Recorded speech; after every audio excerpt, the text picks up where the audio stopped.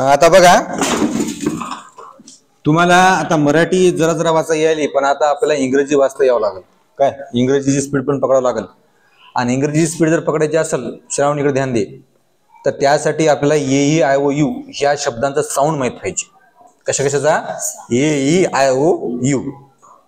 तर आता तुमचं साऊंड माहित आहे ना, एकदा मी चेक करतो.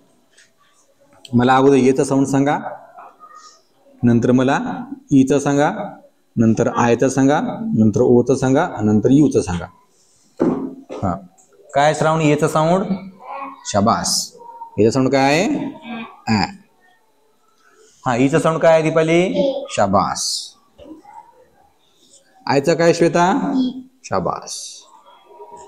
ओचा काय आहे श्रावणी? शाबास. हुशार झाले तुम्ही. हा यूचा काय आहे वेदिका? शाबास. सगळे तुम्हाला नाटके करता. आता येचा नुसता ॲ होत नाही बरं श्वेता, याचा आहे की नाही अ पण होते. याचा काय होते? अ पण होते. याचा आ पण होते. पुन्हा याचा उपयोग बाराखडीमध्ये कुठे आहे माहिती आहे का?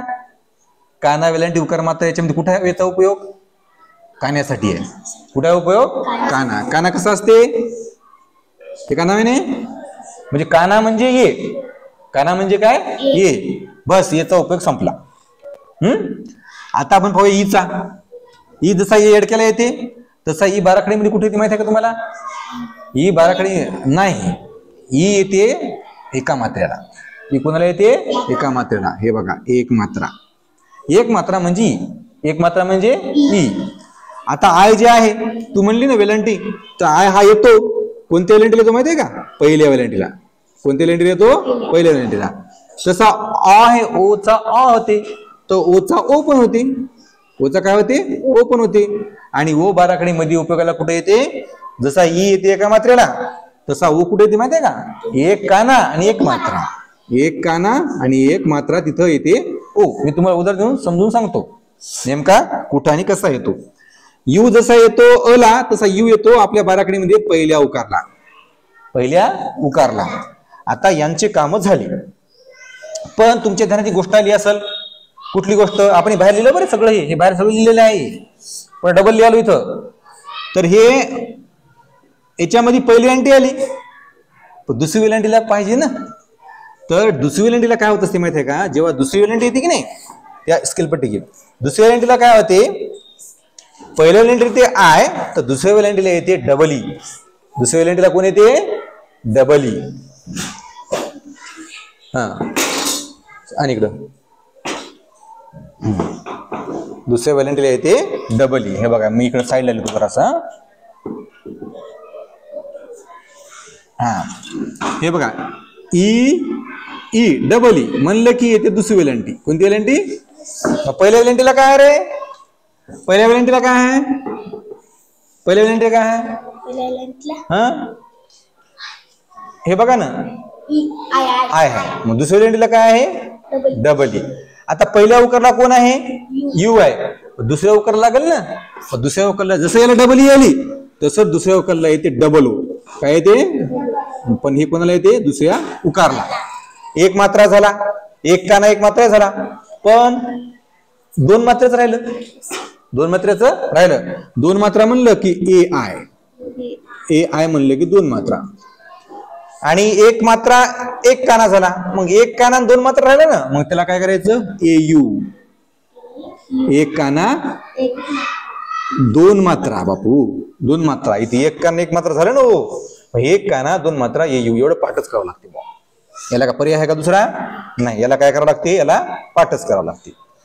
तर हे झाले बेसिक बाराखडीची.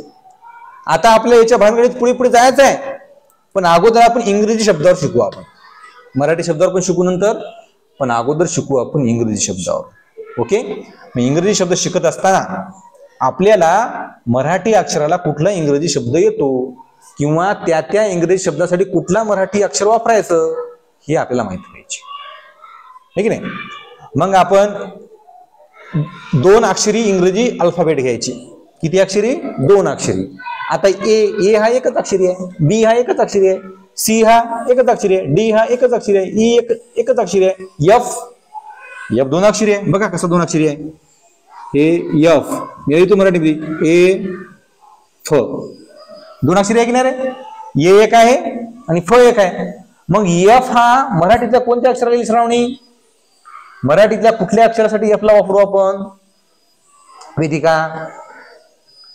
होय श्वेता? हा, कोणासाठी वापरावं लागेल आपल्याला? मराठीच्या कोणत्या अक्षरासाठी वापरावं लागेल? तर यफ बघा कसं ओळखायचं श्रावणी, कसं ओळखायचं? यफ आहे की नाही, याच्या शेवटी जे अक्षर आहे की शेवटी ते जे अक्षर असते तेच हे वापर देतो. काय शेवटी त्याच्यामध्ये? फ. म्हणजे जर मला फ लिहायचं असेल आपल्या मराठीमध्ये फ, तर इंग्रजीतला कोणता अक्षर वापरावं लागेल? यफ. म्हणजे यफ फॉर फ, यफ फॉर फ. आता पुढे अक्षर पाहू आपण अल्फाबेट्स. जी एकटाच आहे, अक्षर एकच आहे, एच. एच आहे पण त्याचं नंतर सांगू आपण. एच आय जे के एल. हे बघा एल, ए अडक्याचा आणि ल, म्हणजे एल कोणाला वापरावं लागेल श्वेता? ल ला, आहे की नाही? दिसाय की नाही? दिसायला ल शेवटी आहे ती. यम, यम कोणाला वापरावं वेदिका? शाबास. यन, यन कोणाला वापरायचं श्रावणी? शाबास.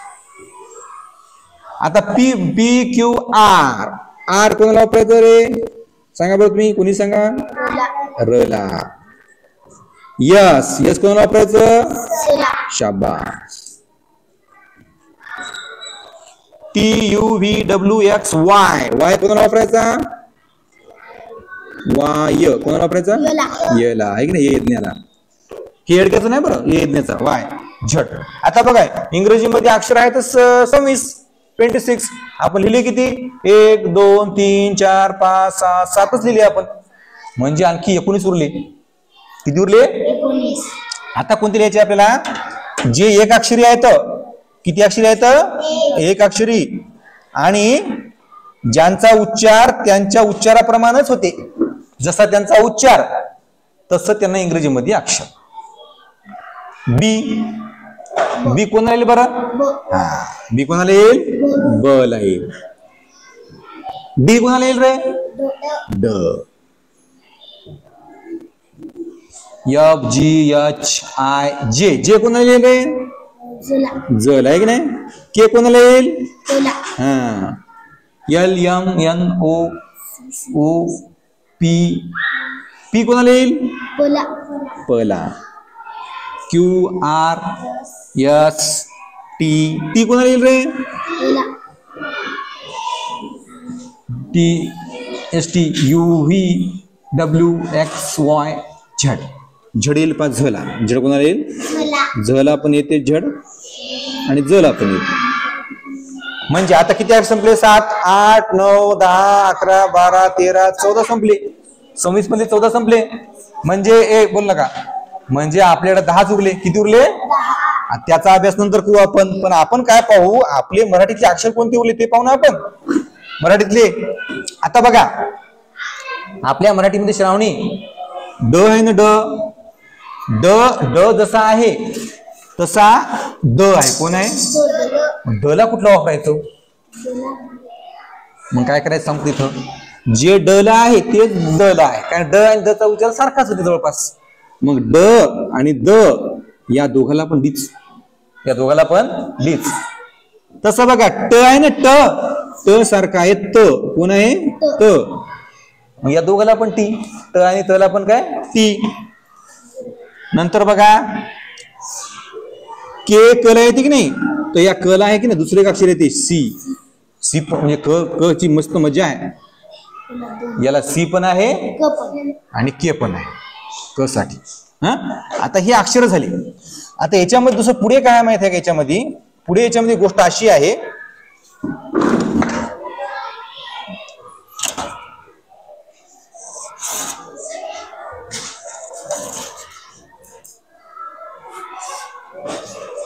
याच्या पुढे गोष्ट काय आहे दिसत का याच्यात ते?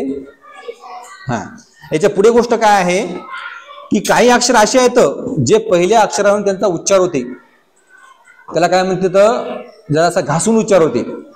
जसा क आहे, क च्या पुढचं जे अक्षर आहे काय? क च्या पुढे, क च्या पुढे काय? ख. ख चा उच्चार असा घासून होते ख. हो घशातून. कचा तेवढा घासून होत नाही. मग काय करायचं, या घासण्यासाठी काय करायचं, आपण एक अक्षर ठेवायचं. पॉज कर रे. हा, मग हे जे घर्षण होते की नाही, या घर्षणासाठी एक अक्षर आहे हो. बघा हो इथून याला हो. मग ह साठी एक अक्षर आहे आणि ह साठी जे अक्षर आहे त्याला पाठ करून टाकायचं. ह साठी अक्षर आहे यच. कोणतं अक्षर आहे, यच. यच म्हणलं की हो, यच म्हणलं की हो. आता हे कन्फ्युजन व्हायला तुमचं खूप. एवढेच भल्या